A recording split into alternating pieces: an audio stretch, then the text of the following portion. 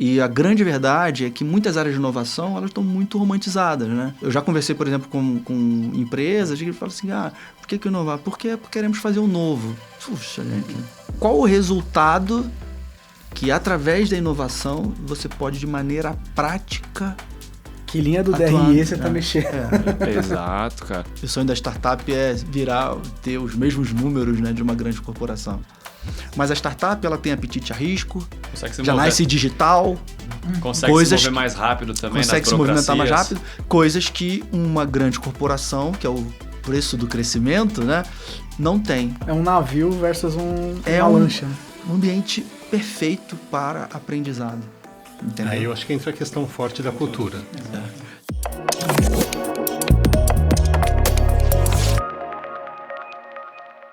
Storm Talks começando aqui mais uma vez. Para você que gosta de inovação, seja bem-vindo novamente. O podcast de inovação da Seguros Unimed. Eu tô aqui com meus brothers, Fontinhas, Nogue e Borel. Sejam bem-vindos. Fala, galera. Um prazer estar aqui de novo. Faz tempo que eu não apareço aqui, mas vamos nessa. E aí, Nogue? Olá, pessoal, tudo bem? Estreando a camiseta nova agora do Storm. Para quem assistir no YouTube vai ver aqui a camiseta nova. O roxinho lindo, cara. Muito bom. Gostei demais. Storm é novo, de logo novo, inclusive. Logo novo, exatamente. Borel, seja bem-vinda. Obrigado pelo convite. Borel mesmo, não é apelido, é meu sobrenome. Então, super feliz de estar aqui com vocês, falar um pouco da Algar Telecom Venture Builder, falar um pouco do mundo de empreendedorismo, startups. Vamos pra cima. Cara, acho que dá pra gente começar no free flow aqui, cara. Então, por que a gente trouxe o Borel aqui pra essa reunião aqui, esse Storm? Me conta você, por que você convidou o Borel? Fazer um brainstorm aqui, você vai virar parte do podcast. Eu tive a oportunidade de trabalhar com o Borel em uma seguradora, né? E ele era o head de inovação lá, ele era a pessoa que tracionava inovação. E recentemente ele foi para uma outra empresa, uma empresa de telco, que eu falei, pô, esse é um cara legal, assim, porque ele foi para uma posição diferente, assim, né, de negócios. E como o Storm Talks, ele hoje tem muito essa ideia de trazer novos negócios, trazer estratégia pra galera, né? Esse é o insight que a gente trouxe, pô, esse é um cara legal para trazer bastante informação pra gente, trocar, e sem falar que é benchmark nosso, né? A gente sempre conversa com o Borel, fala assim, cara, o que vocês estão fazendo? Como é que a gente pode tracionar as coisas aqui no Storm? Tem que ser estratégico, né? Eu falo, podcast é estratégico. Bem-vindo, Borel. Tudo bem, cara? Tudo ótimo. Obrigado pelo convite. Satisfação enorme estar aqui com vocês. Agora me conta o que é a Algar, né? O que você faz lá na Algar. Dá um mapa do que é a Algar e todos os negócios que tem dentro da Algar, né? Porque as pessoas conhecem muito o Telecom. E o resto? Legal. O Grupo Algar, na verdade, é uma holding que tem basicamente 3 verticais de negócio, né? A primeira de tecnologia, né? Que é a Algar Telecom e a Algar Tech. A Algar Telecom muito mais conhecida, eu acho, né? Fez agora, esse ano, 70 anos. Então, na vertical de tecnologia tem a Algar Telecom e a Algar Tech. Tem uma vertical de entretenimento ou turismo, que é o Aviva. Olha que legal. O Aviva, basicamente, legal, debaixo dele fica... Não fazia ideia. Abre um guarda-chuva, né? Gigante de negócio. Provavelmente vocês já devem ter escutado falar sobre o Rio Quente, sim, resorts e o Costa do Sauípe. Só ouvi falar, nunca fui. Tem que ir, né? A gente tem que descolar uns ingressos. Agora que a gente tá nessa mesa, fala, pô, quando que vai rolar o ingresso? Pode patrocinar o Storm. A gente faz o Storm de lá, da Costa do Sauípe. Seria maravilhoso. Mas é do grupo Rio Quente? Isso. Interessante. E também do agro, né, que é o Algar Farming. Essas 4 empresas são os principais negócios do Grupo Algar.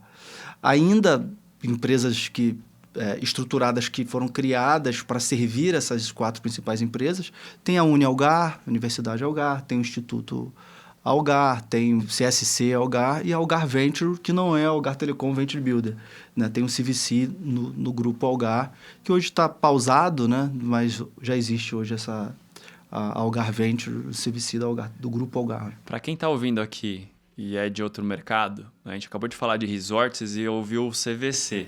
E deve estar imaginando que a agência que história é essa, né? Agência de viagem e tal, né? Resort. Mas, cara, o que é um CVC? CVC é a sigla de Corporate Venture Capital, né? Capital, né? Porque eu CVP também. Você é do Builder, né? Você é Builder. Depois você pode emendar e falar também. E existe também o Corporate Venture Builder, né? Famoso CVB. No mundo de Venture Capital, né, você tem diversos tipos de posso dizer assim, canais ou formas de atuação, né? ambos com o objetivo de fazer investimentos em startups, né? Quando você olha para um Corporate Venture Builder, ele tem um objetivo financeiro, né? Então, a corporação, ela tem um objetivo financeiro em relação a um ativo que vai ser construído com uma participação societária dentro dessas startups, aportando dinheiro, um recurso financeiro, e para atingir algum objetivo daquela corporação, né? Já o Venture Builder tem um compromisso ali de ajudar a desenvolver aquelas startups. Se conecta agora a um outro objetivo, um objetivo estratégico da corporação. Então, basicamente, tem essa diferença, e a gestão tem níveis de complexidade diferentes, né? Mas, resumidamente, essa é a diferença, né, do Corporate Venture Capital e do Corporate Venture Builder, né?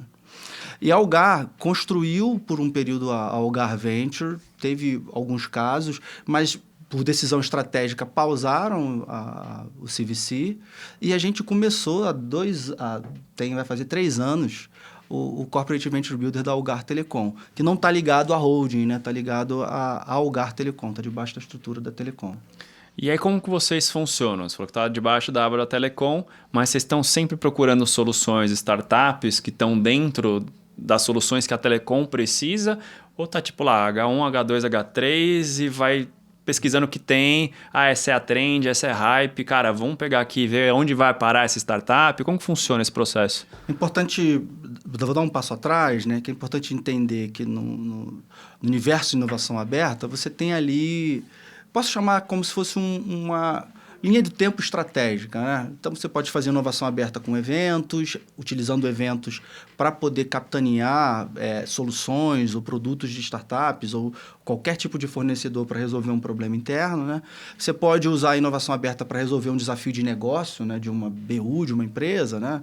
Você tem ali a possibilidade de acelerar, né? Então, você... pode até pegar a equity dessas startups e resolver conectar aquela startup e ajudar no crescimento daquela startup, né? Usando também mentorias, rede de relacionamento para ajudar a acelerar as startups. E você tem um nível que eu entendo que é um nível um pouco maior, que você tem um comprometimento de uma corporação, que é o que a gente está fazendo, que é o Corporate Venture Builder. Numa linha de evolução, seria um caminho ali também depois de um CVC, talvez depois um joint venture, né? Entendi. É quase que um co-desenvolvimento, né? Você tem suas contrapartidas aí que você, além de dar mentoria, você tem que ajudar a startup a rampar também, né? A crescer. No modelo de CVB, isso. Sim, né? Mas eu quis trazer dar esse passo atrás, que uma corporação ela pode montar uma estratégia que tenha essa evolução. Legal. Né? Então, tivemos a experiência do CVC, pausamos, e hoje a gente está no modelo de CVB, debaixo da estrutura da Telecom. Para isso, toda inovação aberta, independente dos canais ou da forma que você vai, ou frentes que você vai adotar na sua corporação, precisa ter uma etapa muito poderosa, que é a etapa de sensibilização. Que aí toca diretamente em cultura, né? Mas depois de uma etapa de sensibilização, você precisa ali ter uma tese, cara.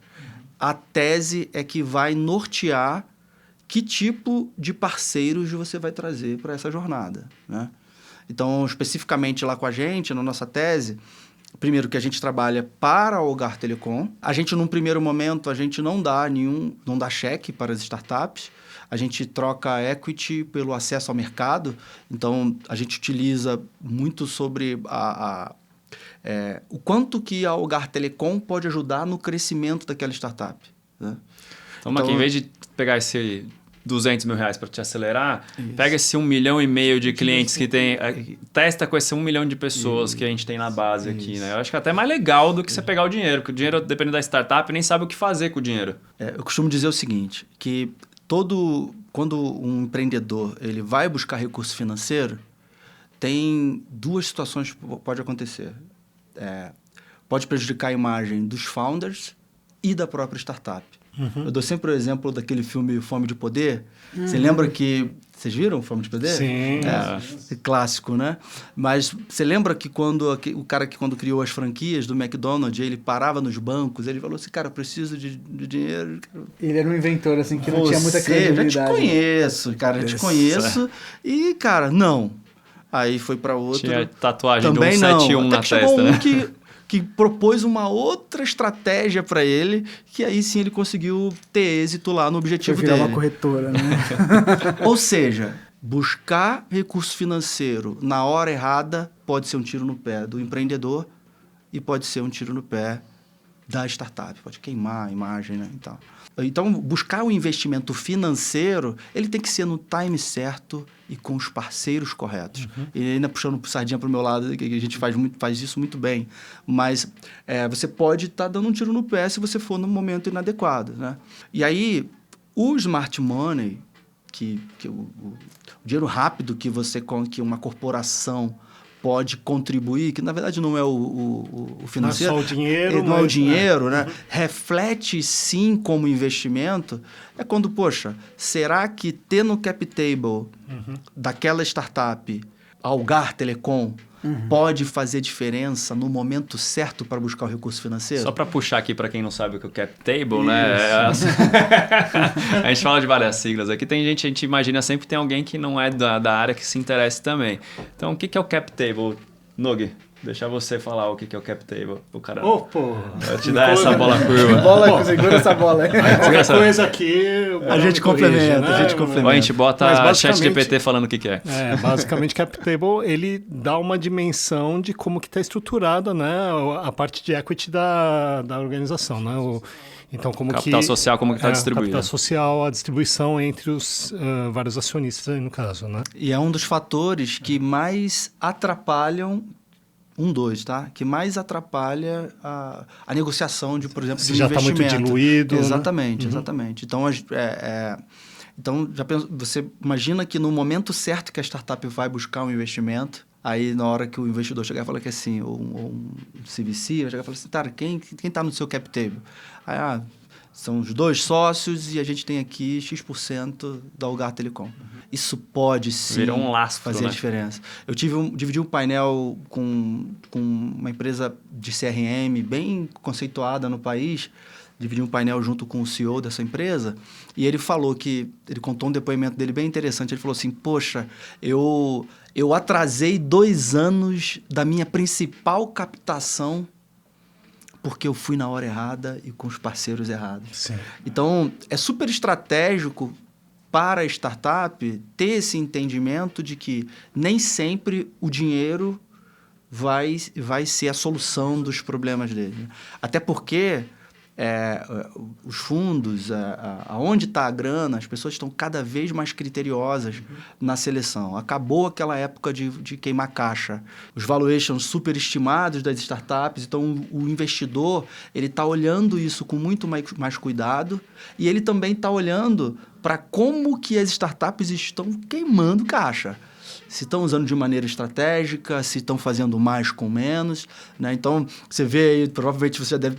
Muita gente fala, cara, tem maior vontade de trabalhar numa startup, porque, putz, cara, chegou lá, tá um MacBook na mesa, tem café, refrigerante, chopeira... Que nem aqui na Conteúdo Urbano. Exatamente. A gente é uma startup consolidada de 13 anos. Então, assim, o investidor, ele mudou essa forma, né? Só queria voltar um pouquinho, né, que você comentou que até por uma decisão estratégica vocês trabalhavam com CVC, vocês pararam e começaram a investir mais em CVB, né? Qual que foi o fator aí que levou vocês a essa decisão? Como que isso conversa com a estratégia da Algar? É muito importante entender que quando você passa a ter um relacionamento com uma startup, se for de nível, por exemplo, contratual, você não tem o principal ativo de uma startup, que é o quê? São as informações estratégicas. Sim. Numa relação contratual, você não vai estar de olho no CAC, no LTV, você não vai estar de olho nesses siglas. Ele é só um fornecedor, né? Você tem ali somente as informações comerciais. Então, quando você tem uma relação mais profunda, eu gosto de dizer assim, né, que é uma relação societária, você passa a ter informações mais estratégicas e é isso que dá peso para um potencial crescimento inorgânico de uma grande corporação. A decisão está muito pautada em ter um relacionamento mais estratégico com as startups, porque a gente toca também agora nos objetivos estratégicos da Algar Telecom, né? Então, a gente consegue resolver desafios de negócios, a gente consegue não somente ter um objetivo financeiro, mas dentro do que está no Tanjo, que a gente está discutindo e fazendo acontecer nesses 2 anos, está muito mais ligado a ter conexões mais estratégicas com essas startups, resolvendo os nossos desafios. E o que vocês estão procurando, assim, né? Voltando até um pouquinho a pergunta. Isso, voltar na tese agora. Agora, como que vocês estão fazendo o olheiro, buscando a quem? Vocês estão buscando um artilheiro, estão buscando um meio de campo ou um zagueiro? Vamos lá. A nossa tese ela tem 4 pilares da evolução digital da Algar Telecom. A primeira é novos negócios. Então, por Algar Telecom está em 370 cidades, se não me falha a memória. Então, e toda essa penetração é com o nosso business, né? Então, como que a gente consegue romper a barreira da concessão, né? Chegar em outros lugares, obviamente pensando em novos negócios, né? Então, dentro do nosso pilar, a gente tem novos negócios digitais, de maneira bem... Hoje a gente tem startup de saúde, a gente tem startup de telecom, a gente tem startup de dados, né? A gente tem startup de IA. Então, é bem diversificado, né? E olhando para novos negócios. Mas a gente olhando para transformação digital, a gente tem 3 pilares. O primeiro é operações automatizadas, então startups que ajudam a gente a automatizar nossos processos, né? Então, estou falando de IA generativa, estou falando de RPA, né? Experiência digitalizada com foco basicamente em vendas. Como que eu consigo achar uma startup que me ajuda a vender mais, né? Com pouca fricção e tal. E por último, data-driven, que também é um assunto da moda, né? Startups que ajudam a gente a tomar decisões baseadas em dados. Então, a gente pega esses 4 pilares. Para cada pilar desse tem um executivo da Algar. Então, que é o mentor ali, no caso. Não é um mentor. Quando você vai trazer uma startup para conectar dentro de uma grande corporação, a gente precisa ter clareza em relação aos objetivos daquelas áreas. E se a gente não vincular esses objetivos e, quem sabe, até mesmo não mexer um pouco no bolso daqueles executivos, você pode ter muita dificuldade de ter resultados efetivos. Né? Não então, priorizam, né? Eles acabam não priorizando a inovação. Né? Quem nunca passou de contratar uma startup, fazer uma POC, a POC foi um sucesso, então foi um sucesso, contratar e na hora de contratar foi despriorizado. Né? Então, quando você tem objetivos muito... Nunca aconteceu. É raro, mas acontece muito. Exato. Então, a gente tem esses executivos donos dessa tese, desses pilares da minha tese. E na minha seleção, antes de ir para uma banca, que a gente chama de Investor Day, a gente submete a startup a essa pré-seleção com esse executivo. No final do dia, ele está olhando ali para os objetivos dele, olhando para a solução da startup. Ela toca nesse objetivo aqui, legal. Então, eles recomendam para ir para a banca. Nada contra o que é melhor e o que é pior, né? A gente não faz...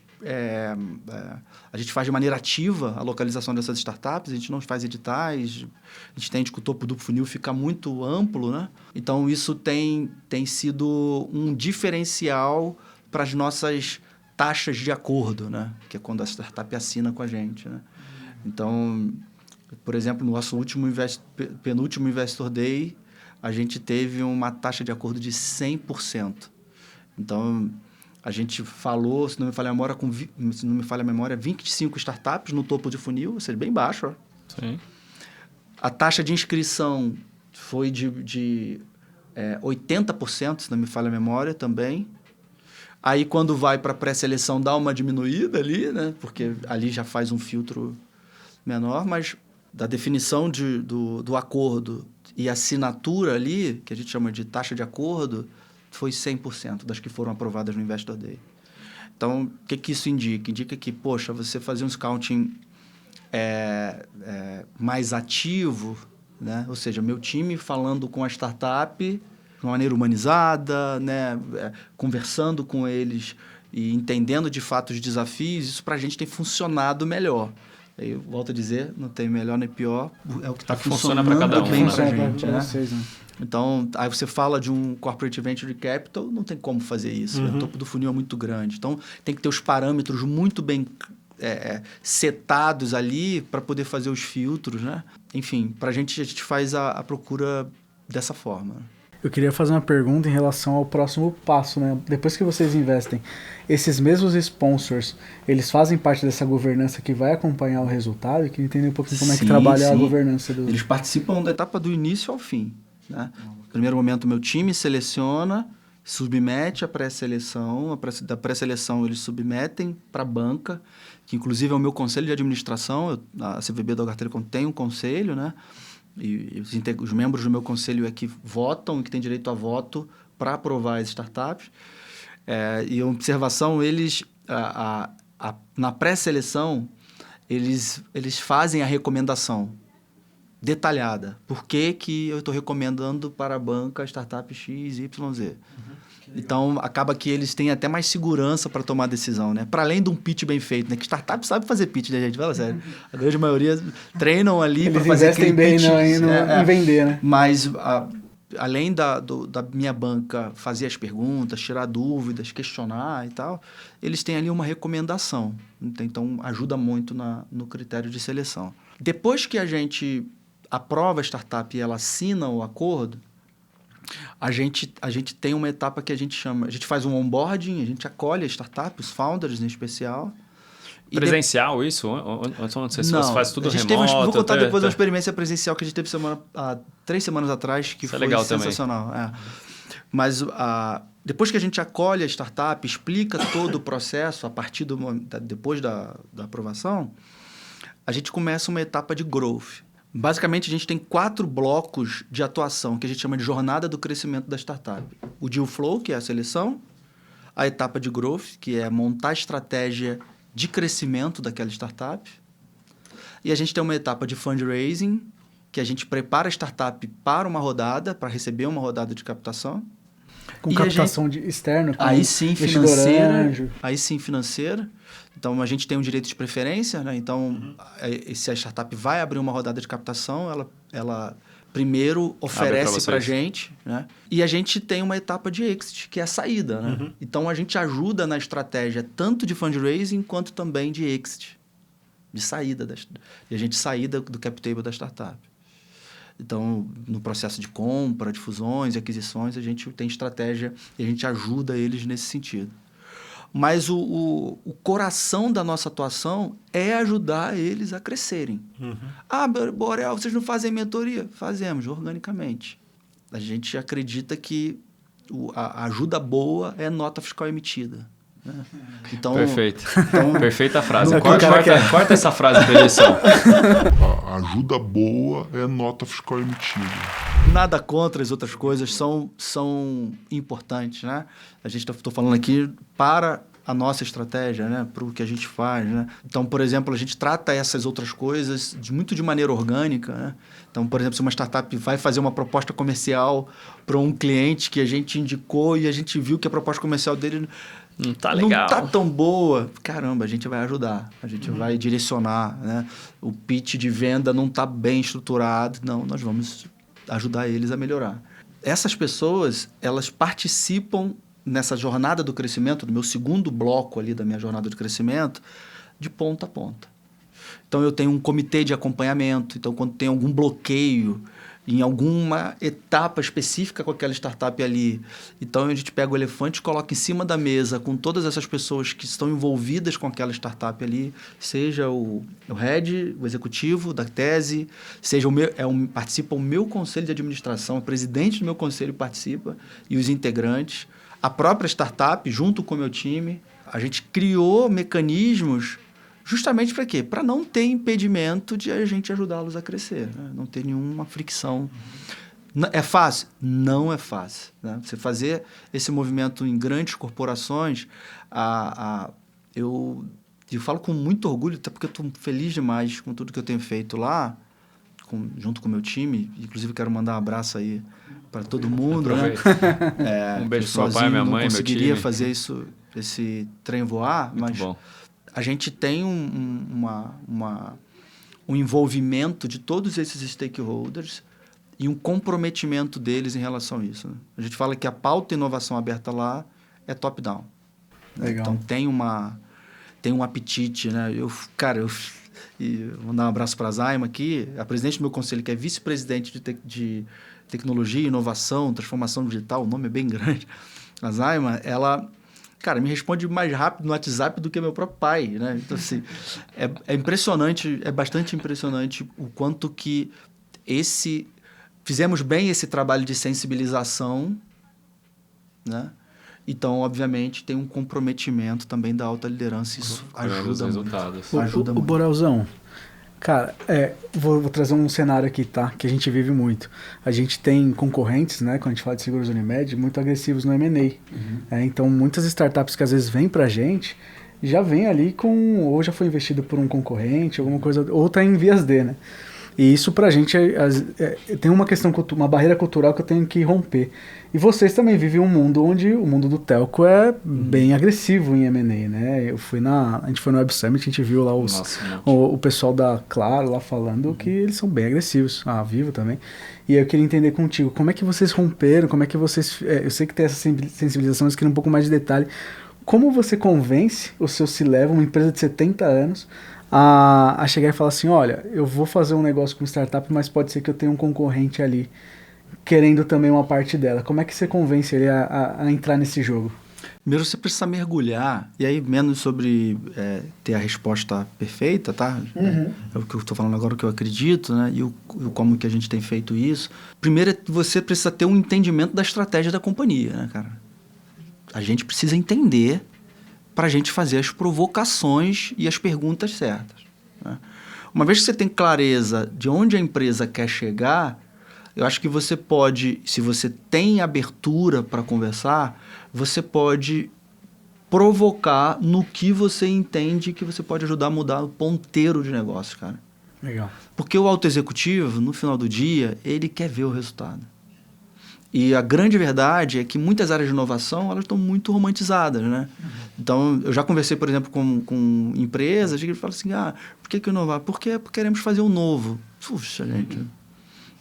Qual o resultado que, através da inovação, você pode, de maneira prática... Que linha do DRE você tá mexendo? Exato, cara. É que você falou de romantizar, né? O que acontece é, tipo, tem uma área de inovação, tô inovando lá, e deixa até separado, só para dizer que tá inovando, né? E vai levando com a barriga, não tem resultados, assim. É legal você trazer isso. Faz muitos experimentos, mas entrega muito pouco. Mexe muito pouco na linha do balanço. Exatamente. Eu já vivi dois cenários, né? Mas de empresas tradicionais tem uma bagagem interessante das dificuldades em relação a isso, né?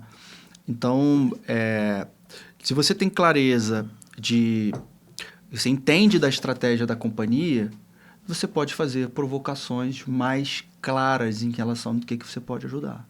Eu acho que é um gap que muitas vezes as áreas de inovação ela não consegue provocar isso nesse sentido, né?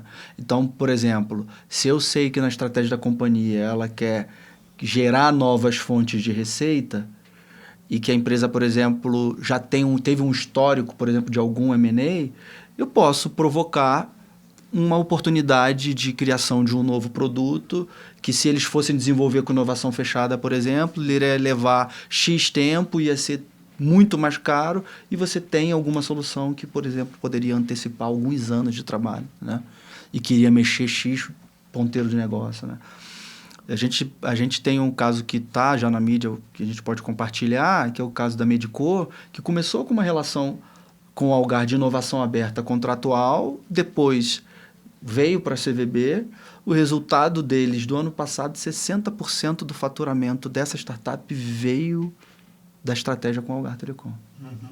E parte disso, não posso citar o resultado especificamente, mas... trouxe uma nova fonte de receita para a companhia. Então, é um exemplo prático que tangível, é possível tangibilizar, né? Uma outra forma, acho que interessante, você conseguir criar dentro da governança, onde tem ali os objetivos da companhia, né? Você conseguir colocar alguns compromissos dessas lideranças nessas plataformas que faz a gestão de metas, objetivos, né? Então, se você consegue vincular oportunidades de inovação no objetivo dessa alta liderança, certamente ele vai querer fazer acontecer. Puxar uma coisa que a gente sempre puxa aqui, que é cultura, né? Que não tem como falar de inovação e não passar por cultura, que você tem que mudar a cultura da empresa inteira, não ser só um departamento apartado ali. Pergunta, Nog. O que você acha interessante puxar aqui? Aproveite seu momento. Não, eu até gostaria de voltar até um pouquinho antes de falar cultura, né? Mas você tinha falado um pouquinho desse processo de scouting, né? É um processo bem orgânico, pelo que eu entendi, né? Comenta um pouquinho pra gente como que você faz essa busca de startups e quais quais os critérios, aí, quais as características que você procura numa startup? Perfeito. Ótima pergunta. A gente vai muito para eventos, né? Mas eventos mais estratégicos, né? A gente utiliza alguma plataforma de hunting como um apoio também, como um primeiro contato, né? E a gente utiliza muito recomendação. Dentro da própria Algar, a gente já tem um volume significativo de startups que eles indicam, né? Alta liderança. A gente faz parte também, a gente tem alguns parceiros estratégicos que fazem também recomendações, né? E a gente tem como parâmetro, a gente tem alguns parâmetros para selecionar. Primeiro, está muito ligado com a tese, né? Vamos lá. Sim. Então, na nossa tese, a gente tem startups que têm modelos de negócio B2B e B2C. A gente olha também para o nível de maturidade das startups. A gente não elenca para o mercado por série de investimento, né? A gente entra por nível de maturidade. Então, a gente tem apetite para startup que já está em validação, em operação ou tração. Startup em ideação não dá muito match com a nossa estratégia. E scale-up porque o cap table normalmente está muito mais comprometido, né? Então, acaba não tendo tanto espaço no cap table, embora somos muito procurados por scale-up. E a gente olha por alguns critérios que eu brinco que é a cereja do bolo para a gente selecionar. Que qualquer empresa de venture vai olhar para esses critérios, né? Cap table está bem estruturado, o problema é grande o suficiente para a gente querer participar, fazer essa parceria, né? A gente olha o track record dos founders. Os founders têm um histórico de investimento. Track record é o histórico, né? Isso. Tem um histórico de investimento, de saída, já faliram. Inclusive, os que faliram normalmente têm um aprendizado muito significativo para a geração tem um valor, de negócio. Né? Já falei que muita gente que tem mais valor do cara que faliu do que o cara que é iludido, que vai dar certo de primeira. Então, a gente olha também... tem especialista em relação ao modelo de negócio que a startup está desenvolvendo? A startup, eu tenho uma fintech aqui. Quem conhece crédito? Quem é que de finança? Aqui? Não tem ninguém. Não tem assim. Tem que ter algum especialista, né? E apetite para fazer parcerias com o Algar Telecom e potenciais M&As. Então, parceria porque é uma relação ganha-ganha, né, gente? Então, o exemplo da Medicor que eu dei aqui é um caso desse clássico, né? Porque foi bom para eles, porque eles aumentou significativamente o faturamento deles e trouxe nova fonte de receita para o Algar. É uma relação perfeita, né, disso. E se tem apetite para M&A, né? Eu, por exemplo, eu gosto de startup que sabe aonde quer chegar, por exemplo. Então, quando eu vejo um pitch e a startup fala, putz, eu quero daqui a 5 anos ser adquirido por empresa tal. Você mostra que eles fizeram um indício de que pensaram, né, aonde pode chegar e tal, né? Então, se tem apetite se a gente olha como critério, se tem apetite ou fit para um potencial M&A. Fazendo esse match com aquilo que o Doug comentou em termos de cultura, é relevante esse match cultural entre a startup e a própria Algar? De alguma forma você consegue avaliar? Sim, cara, é super relevante. A Algar é uma empresa familiar, né? Embora totalmente profissionalizada, né? Hoje a família, ela participa muito mais em conselhos, né? Como presidente de conselho. A Algar tem uma característica muito de criar relações perenes. Isso é muito bonito lá, né? O propósito lá do Grupo Algar é gente servindo gente. Então, a gente humaniza muito essa relação, e por isso a gente gosta de olhar no olho do empreendedor e tal. Então, a gente percebe empreendedor que, por exemplo, quer fazer as coisas muito rápido, quer dinheiro, já quer investimento financeiro muito rápido. Cara, a gente sabe que já não vai ter um fit interessante, porque a gente gosta de construir boas relações e relações perenes, né? Então, isso é um exemplo que tem que dar um match com a nossa cultura nas relações humanas, né? A gente gosta de olhar no olho e tal. Então, eu acho que faz muito sentido ter perceber ali um espírito empreendedor, né?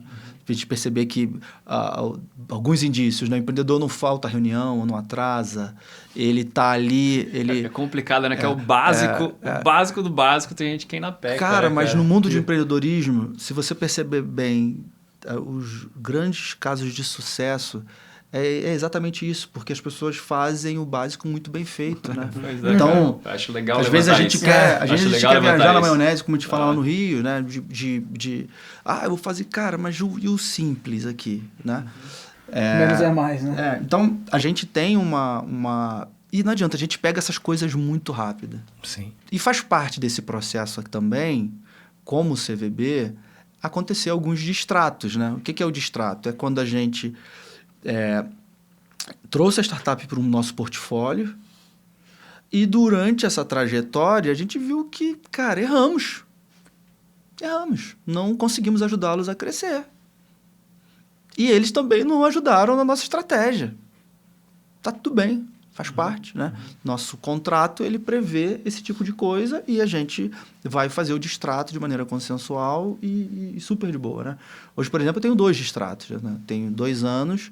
Tenho 9 startups no portfólio e 2 distratos que já aconteceram. E aí você tem um cronograma para fazer esse distrato? Tipo, durante 2 anos a gente vai testar e ver os resultados, 6 meses? Ótima pergunta, cara. Ótima pergunta. Nosso modelo de investimento econômico, não financeiro, como eu já tinha explicado, a gente utiliza um modelo que a gente chama de modelo earn-out. Não sei se vocês conhecem esse modelo. O modelo earn-out, a gente prevê um prazo de relacionamento, um período de relacionamento, que pode variar aí de 1 ano e meio a 3 anos, né? E nesse prazo, a gente vai estabelecer metas de crescimento da startup, onde nós vamos ajudar a startup a crescer. E ali a gente estabelece também uma meta o equity máximo. Então, só para exemplificar, vamos imaginar aqui que uma startup veio, a gente estabeleceu uma relação de 2 anos. Nesses 2 anos, eles querem crescer 30% em relação ao faturamento deles, através dessa parceria com a Algar. E se a gente bater essa meta dos 30%, a gente vai exercer ali... Quanto de equity que eu falei? Eu cheguei a falar? Equity não, né? Não chegou, você falou que tinha uma parte. Imagina que a gente quer 10% de equity deles, só para facilitar a conta. E dos 30%, batemos os 30% nesse prazo de 2 anos. Esse período de 2 anos. Se o cara bate 60%, o home run...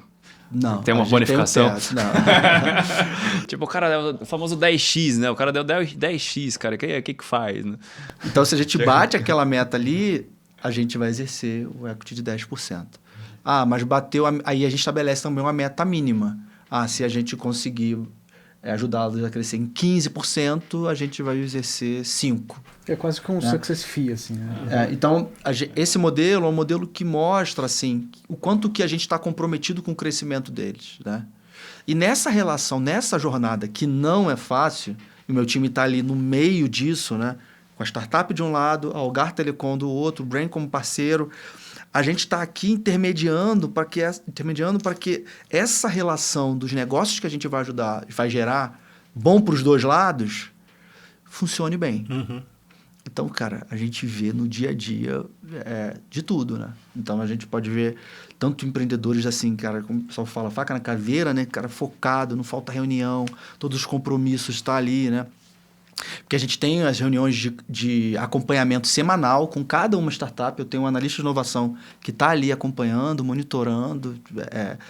A gente tem a reunião de acompanhamento com todas elas, que a gente chama de talks da CVB da Algar, que a gente coloca todas as startups juntas para fazer comunicação, para gerar negócio entre eles. Então a gente legal, promove, isso é bem legal, vira bem legal. Vira um ecossistema mesmo. ecossistema, né? Então a gente consegue pegar nessa trajetória cenários assim que a gente fala, puxa, cara, não... E a gente dá o feedback, né? Cara, ó, isso aí não dá. Já teve casos de startup faltar reunião super importante, onde a gente trouxe uma pessoa com agenda super difícil e, cara, a gente vai para cima, ó. Esse tipo de coisa é inadmissível, o básico, né? E dessas startups que estão com você já há mais tempo, é comum pivotar o modelo de negócio? Sim, é muito natural. Filosofando um pouco, a relação de inovação aberta, ela promove tem uma palavra que define isso, que é aceleração. Aceleração do quê? Primeiro, da tecnologia. Normalmente, as startups trazem alguma solução tecnológica, né? E que pode ajudar nesse processo em relação à tecnologia. Ela acelera o engajamento e a colaboração. Colaboração entre quem, Borel? Dos founders da startup, do time da startup, com o time da corporate que está ali, cara, ajudando nesse trabalho. Então, o que acontece? Cara, acontece uma troca maravilhosa, né? Então, eu costumo dizer que a relação de inovação aberta e aí independente do modelo, né, de investimento, etc., é uma relação de muito aprendizado, né?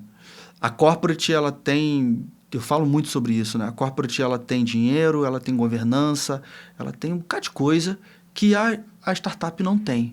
O sonho da startup é ter os mesmos números, né, de uma grande corporação. Mas a startup, ela tem apetite a risco, ela tem análise digital, consegue se mover mais rápido também, consegue se movimentar mais rápido, coisas que uma grande corporação, que é o preço do crescimento, né, não tem. Mais moroso, então, né? cara, é um navio versus uma lancha, né? Um ambiente perfeito para aprendizado. Entendeu? Aí eu acho que entra a questão forte da cultura. Então, quando eu converso com as startups e eu percebo, por exemplo, um empreendedor que está muito fechado na solução dele, e obviamente com muito cuidado, com muito tato e com muito amor, né, cara? A gente tem que fazer isso com amor, cara. Empreender é paixão também, né? Então, a gente consegue... paixão e loucura. Então, um pouquinho. E, cara, a gente já vive tanta coisa. Então, quando eu percebo que o empreendedor está muito fechado na solução, eu sempre trago esse discurso. Eu falei, cara, aproveita. Pode ser que você faça uma mudança estratégica na tua solução que pode mudar, transformar o teu negócio. Né? Mas vai também aberto também para provocar, porque a gente quer aprender. E é uma coisa que a gente, na sensibilização, a gente fala muito, né? A gente fala assim, poxa, a gente pode aprender também com eles, né? Tem uma mudança bem interessante que eu fiz quando eu vim para Algar, é que normalmente a corporate, ela acaba indo conversar com um empreendedor com o peito muito estufado, né? Assim, eu sou uma corporação grande, não sei quanto de faturamento. Cara, eu inverti. Então, quando vem um empreendedor assim muito louco para poder fazer o pitch dele, eu falo assim, não, cara, deixa eu fazer o meu primeiro. Para mostrar, cara, a gente quer se relacionar com vocês, a gente quer aprender também com vocês, a gente tem essa expectativa, isso, né? E, cara, acaba criando um rapport, né? Uma conexão assim muito bacana com os founders.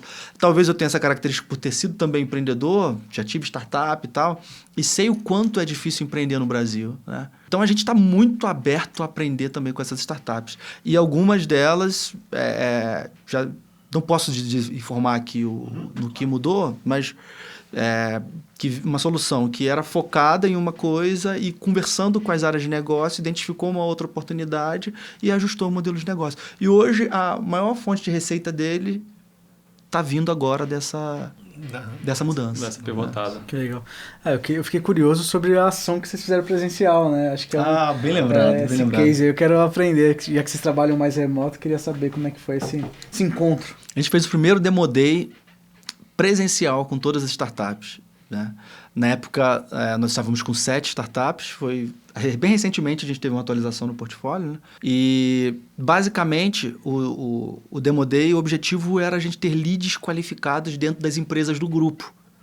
Porque a gente gera negócio para as startups com a Telecom, mas a gente também oferta oportunidades de negócio também para as empresas do grupo, né? Então, convidamos 100 e poucos executivos do grupo.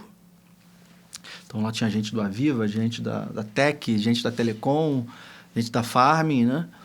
E cada uma startup fez sua apresentação muito mais num viés de demo day mesmo, não de pitch, né?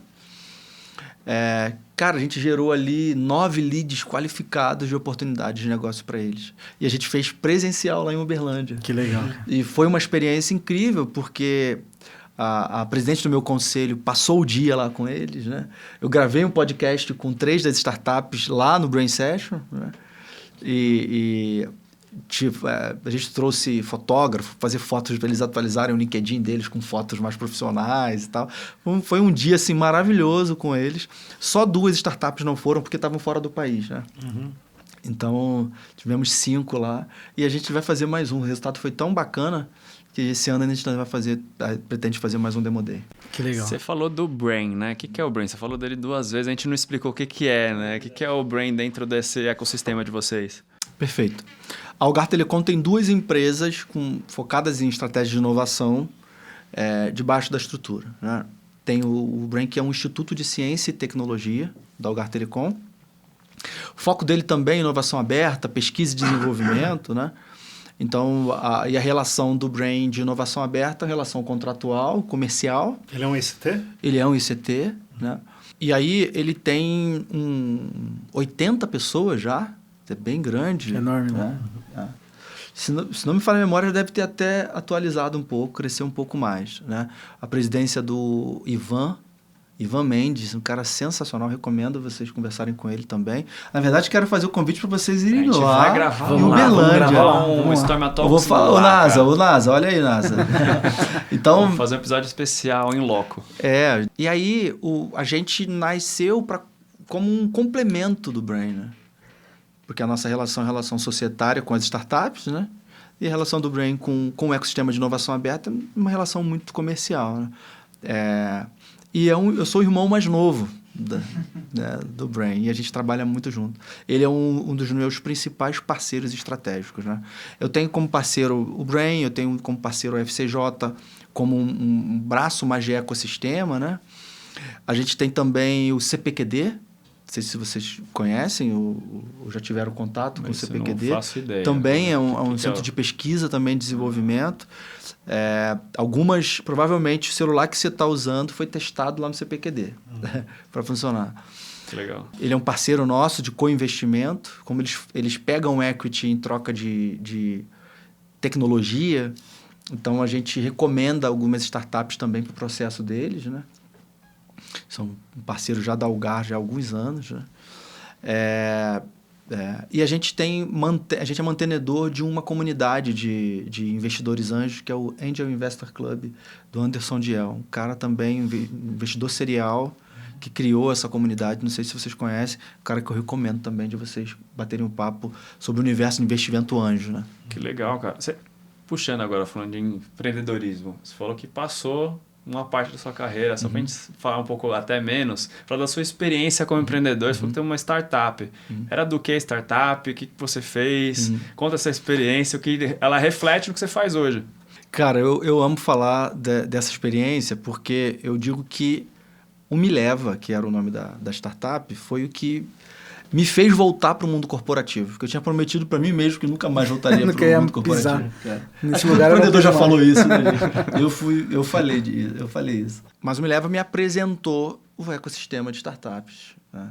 Então, toda a minha prática de design thinking, de lean startup, essas metodologias que a gente utiliza para fazer inovação, eu aprendi na prática lá, desenvolvendo o Mileva, né? Eu consegui fazer minhas primeiras captação de investimento anjo foi com PPT, com o Mileva, né? Então, desde cedo, as competências que eu desenvolvi em relação à inovação, em relação a empreendedorismo, foi o Mileva que me promoveu isso, né? E o que me leva a fazer? O Mileva, ele era um aplicativo, eu brinco que ele era um Uber para você chamar de seu.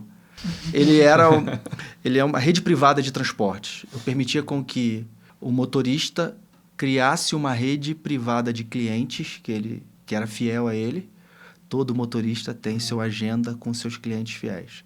Você perguntar para qualquer Uber, fala assim, cara, você atende no particular? Ah, atendo sim e tal. E eles têm...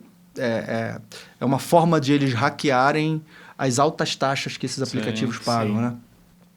Então, só que o transporte executivo acontece há muito tempo, bem antes da Uber, né? Então, o Me Leva ele era um app que o motorista convidava os passageiros fiéis deles e também ele prospectava novas pessoas. Ah, precisa de motorista? Me dá seu número. Aí convidava e a pessoa entrava na rede dele e a pessoa podia pedir diretamente para aquele motorista. Só que eu permitia também o contrário. Eu permitia com que os passageiros criassem as suas redes de motoristas de confiança. De motoristas. Que legal. Tipo, vou pro Rio de Janeiro, tem 3 caras aqui que eu posso confiar, se ele tá disponível ou não. Pô, legal, cara. O cenário, a gente estava falando de um cenário... Eu sou do Rio de Janeiro, né? Então, na época eu comecei a desenvolver no Rio, mas um cenário que tinha também um volume de assaltos a motoristas de aplicativo e assédio também a mulheres muito alto, né? Você dá uma googada aí, você vê muitos relatos. Então... a gente tocava nesse aspecto de segurança, tanto para o motorista quanto também para o passageiro, né? E eu, cara, desenvolvi o Me Leva durante 5 anos, né? Desses 5 anos, eu me dei 1 ano focado nele, que eu tinha recebido um recurso financeiro de uma das empresas que eu passei. O dinheiro começou a acabar, né? E aí eu tive a oportunidade, na época, de ir para uma seguradora e lá foi quando eu retomei minha carreira corporativa. Cara, tem traumas? Não, Não, cara, olha, de verdade, para mim só foi benefício, assim, e muito aprendizado. Eu tenho um orgulho enorme desse processo, das pessoas que eu pude conversar, dos mentores que eu tive, que são benefícios, né, que fui acelerado 2 vezes, né, uma no Rio de Janeiro pela FAPERJ e outra pelo Inovativa Brasil. Então, consegui captar recursos da FAPERJ lá, quase R$100 mil, que me ajudou na construção de alguns MVPs, né? Então, só gerou valor para mim, cara, só me trouxe benefício, de verdade. Muito bom. Cara, queria saber um pouquinho... do processo de vocês da Algar, se vocês fazem campanhas ou qual que é a frequência que vocês têm esse processo de trazer uma startup, mas principalmente do Investor Day, né? Que não é fácil conseguir uma agenda, né? Então, a cada quanto tempo vocês se propõem a trazer um monte de startup ali para fazer um Investor Day? No nosso caso lá, a gente programa 3 Investor Day por ano. Ah, legal. Né? Então... a gente faz no início do ano, no meio do ano e um no final. Mas o ciclo completo até o acordo leva, em média, 5 meses por Investor Day. Só que, por exemplo, quando a gente faz uma banca, um Investor Day, a gente já começa o hunting do próximo, né? Então, acaba que em paralelo a gente vai rodando os acordos e as buscas sempre para o Investor Day seguinte, né? Então, tem funcionado super bem, né? Hoje, meu time, eu tenho 8 pessoas, né? Então, eu tenho ali analista de inovação, um pleno, um sênior, eu tenho um gerente de inovação, uma pessoa de comunicação, eu tenho uma pessoa do Brain dedicada part-time, que me ajuda também nesse processo, principalmente também no ecossistema de inovação e também no processo de hunting, né? E uma pessoa de comunicação. A Algar tem sempre uma preocupação, né, de comunicar de maneira estruturada, correta, né? Então, a gente tem toda uma preocupação de fazer uma comunicação tanto com os nossos acionistas, né, nosso conselho, né, para nossa relação dentro de casa, quanto também para o mercado, né? E, obviamente, também para as nossas startups. Borel, tô com a minha startup aqui. Como que eu faço para chegar em você e você falar, pô, gostei da sua ideia, cara. Qual que é o caminho para chegar em vocês e qual o tipo de ideia que atrai mais vocês? Boa. Não, as ideias que atraem é toda a ideia que está debaixo da nossa tese, né? A gente não vai trazer ou fazer a startup perder o tempo dela, né? Então, no nosso site a gente teve uma preocupação de colocar bem ali como que é a nossa tese, né? E lá no site, algartelecom, venturebuilder.com, tem, além de page dela bem didática, assim, explicando, e dali tem um formulário que já cai no nosso funil. Tá interessado? Vou colocar o link aqui na descrição. Interessante. Então, pelo próprio site, a pessoa já clica e preenche um formulário bem simples. Uma coisa bacana que nosso time fez é que, normalmente, esse processo de investimento é um processo um pouco maçante, assim. Em que aspecto? Você tem que passar muitas informações para quem vai investir, né? Então, aí você recebe aquela planilha lá com 800 mil campos e tal. Então, à medida que a startup vai avançando no nosso processo, a gente vai pegando as informações que a gente precisa para uma diligência, né? Então, não fica cansativo, né? Então, ele preenche formulário básico, aí na agenda com o meu time... Isso é um problema, aí vem 80 mil perguntas, o cara responder e eu fico lá, vai que eu preciso assinar um MOU com você. Então, a gente vai coletando essas informações durante esse processo. Então, por esse site, ele vai cadastrar ali, vai preencher 5 campos, e vai cair no nosso topo de funil. E é contínuo esse processo? E é contínuo. À medida que vai entrando, a startup já a gente já coloca uma etiqueta do próximo Investor Day que ela vai participar. Se estiver dentro do range do atual, ela já cai já para aquele. A startup já recebe. E um ponto interessante que eu esqueci de comentar, que eu acho que faz sentido para essa explicação. É muito importante numa CVB ou no CVC ter ferramentas e processos bem definidos, cara. Porque você vai precisar controlar isso bem, acompanhar direitinho, né? Então, a gente investiu de uma forma bem bacana a parte de processo e ferramental. Então, toda a comunicação com a nossa startup, com as startups nessa etapa de seleção acontecem automaticamente. Então, à medida que a gente vai avançando nas etapas, a startup já recebe um e-mail com uma notificação dizendo em que etapa do processo ela está. Que legal. Então, a gente preza muito para uma comunicação bem feita, né?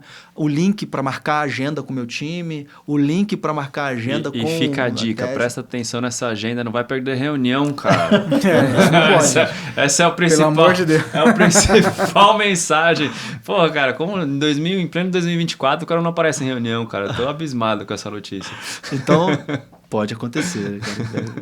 Mas, então, pelo site, vai chegar ali num formulário, né? Ali tem todas as informações da tese.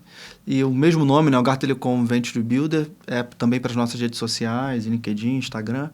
Então, por ali você vai chegar certamente nesse formulário para se inscrever e participar.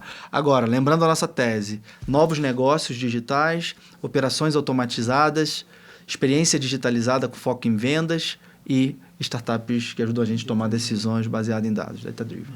Gente, obrigado vocês por essa mesa super esclarecedora de startups e corporate venture building. Que é telco, né? cara, é diferente. Mas a gente falou pouco de telco, né? A gente falou mais do processo. Eu acho isso legal, né? A gente não foi nichado. Sim. Viu como é importante você abrir um leque para várias teses diferentes. Não é uma única tese, né? Isso é legal, cara. Um modelo super aplicável, né? No nosso cotidiano. Aí. Muito legal. Eu vi a cabeça do tio aqui só, eu vou aplicar isso aqui, o Nog também, precisa, né? Eu acho que isso daqui funciona pra gente. Então, esse é o poder do podcast, né? De relacionamento, a gente aprende cada vez mais, gente. Borel, obrigado pelo seu tempo aqui, compartilhar esse conhecimento com a gente, todos esses processos. Gente, vocês dois são parceiros de longa data, né? Bem-vindo sempre. Cara, muito legal estar aqui com você. Desde o ano passado eu falo, você tem que participar do podcast, então prazer estar aqui contigo. Foi uma aula e com certeza minha cabeça tá fritando, cara. Tá fritando porque a gente vai fazer mais conversas. Agora é uma benchmarking forte. Com certeza, muito aprendizado. Obrigado, viu, Borel? E eu achei interessante, né? Porque quando eu te perguntei, né, da diferença do porquê CVB e não CVC, né? E essa questão estratégica é muito relevante mesmo, né? Todo o aporte, né, estratégico que você traz para a organização, bem interessante mesmo. Muito legal mesmo. Eu que quero agradecer a vocês, eu amo compartilhar conhecimento, né? Fontinha, obrigado aí pelo convite. E, assim, contem com a gente, né? Eu costumo dizer que a gente precisa abrir as nossas casinhas para a gente crescer, obviamente dentro do limite estratégico de cada empresa, né? Do que pode compartilhar. Então, estou super à disposição de vocês para a gente conversar, aprender um com o outro. Faço convite para vocês irem lá em Uberlândia, conhecerem a Algar Telecom. Vai ser lá. Queijinho da canastra. Essa é a minha mente de gordinho. Tá, e um forte abraço. Quero só finalizar agradecendo também a todo o meu time, tudo que a gente está fazendo, porque existe um comprometimento de algumas pessoas assim que amam esse negócio, né? Amam estar ali na Telecom, na Algar Telecom. Então, muito obrigado. Contem comigo. Boa, gente. Obrigado. Você que acompanhou esse Stormia Talks, deixa seu comentário aqui, deixa seu like, compartilha com seus amigos, se inscreve. Você que é startupeiro, se inscreve no programa da Algar e até a próxima.